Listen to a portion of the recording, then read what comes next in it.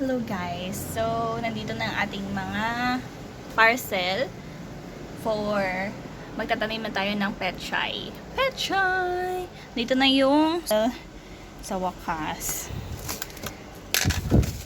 6 na kilo ata to. Ang bigat. Kaya hinihingal ako eh. Tsaka this. Tapos meron tayong mga scraps, food scraps.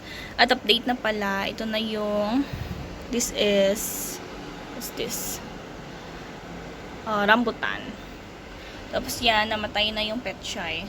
Kaya meron ako ulit doon pina-germinate. Natin ng soil.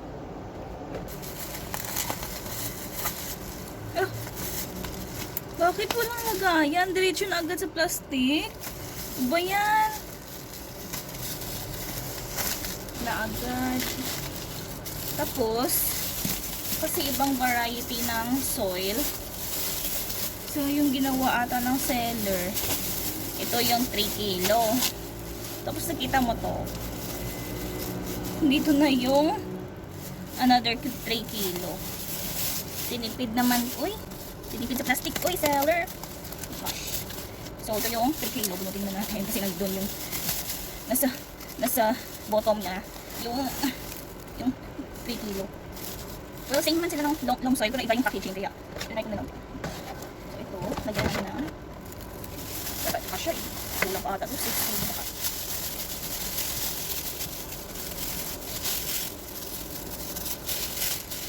Yan na yung 3 kilo. So, ito na siya yung 3 kilo niya.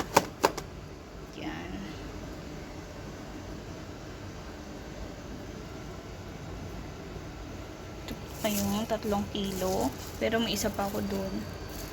So, hindi kasya yung 3 kilo. Dapat ata 5 eh. Or 4 sa isang Pero pwede na, di ba? Meron lang siyang unting gap, mga 2 inches gap. Pero parang carry na naman. So, lagyan natin ng mga scraps.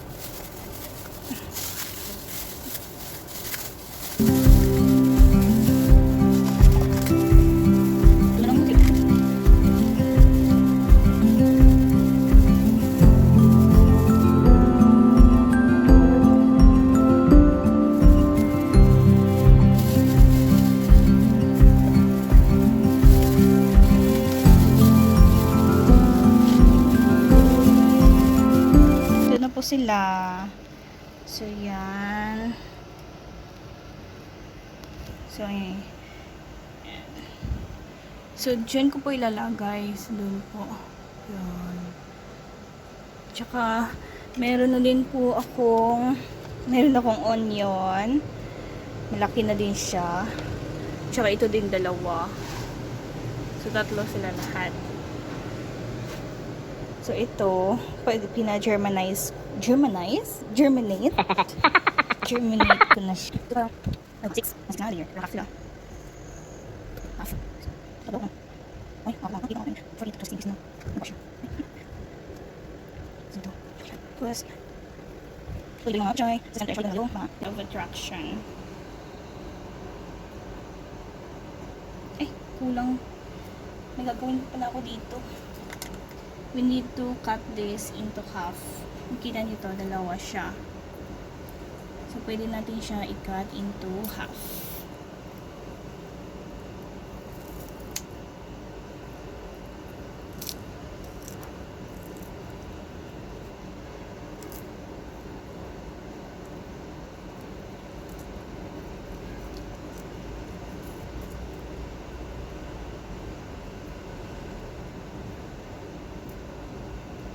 Yung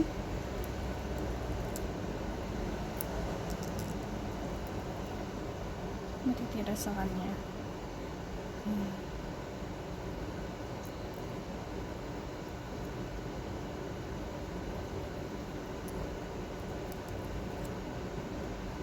Ito. O, diba dalawa na siya?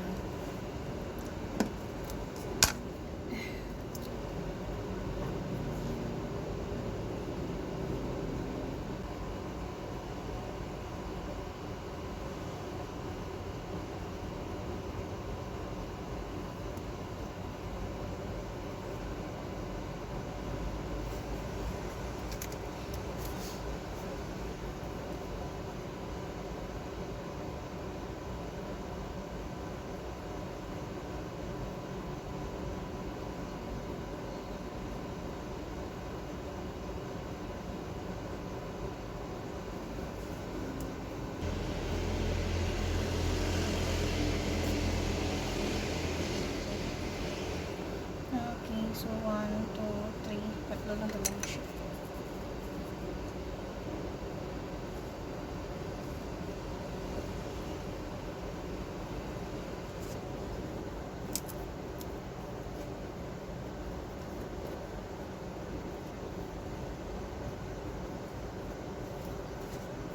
Tataba natin yun.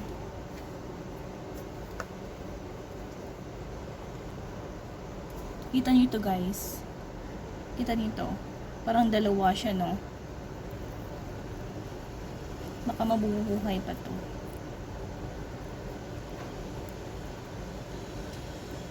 Yun. Basta may portion lang siya. Try natin itong dalawa. Ito naman siya.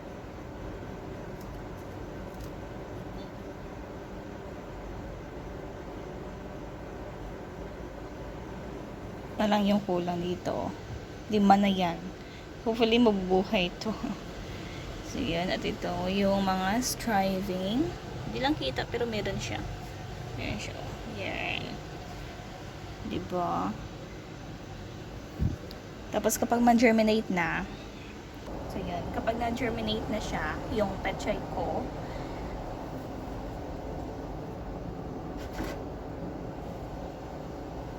ito, then babalitaan ko din kayo, and then lalagay ko na din dito yung mga tubig na siyang kasama, so ito na lang yung pang bubuhos natin. So yun na, we're done. Natubigan na natin sila. Yan, bye. So yan na siya. Dalawa yan sila, hindi ko lang abot. Yan. At ito, season.